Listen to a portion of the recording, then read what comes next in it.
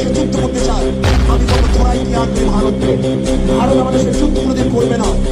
যদি যুদ্ধ করার দুঃসাহস দেখায় তাহলে ভারতের কালো হাতকে ভেঙে দেবো।